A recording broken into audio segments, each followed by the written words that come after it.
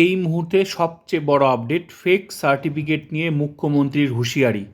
Fake certificate যারা নিয়েছে, যারা দিয়েছে, গ্রেপ্তার হবে। পুরো আপডেটটা আমি দেখাচ্ছি।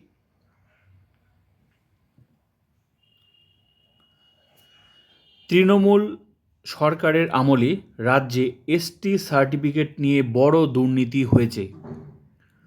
ভুয়ো সার্টিফিকেট যারা নিয়েছে তাদের গ্রেপ্তার করা হবে। বাঁকুড়ায় হুল দিবসের অনুষ্ঠানে বড় হুঁশিয়ারি দিলেন মুখ্যমন্ত্রী শুভেন্দু অধিকারী। এই মুহূর্তে সবচেয়ে বড় আপডেট।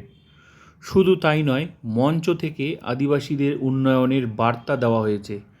জঙ্গলমহলের উন্নতিতে রাজ্য সরকার কাজ শুরু করে দিয়েছে। উন্নয়নে রাজ্য সরকার প্রতিজ্ঞাবদ্ধ, সেই বার্তাও এদিন জানালেন মুখ্যমন্ত্রী। বাঁকুড়ার মুকুটমণিতে এদিন হুল দিবসের অনুষ্ঠান ছিল।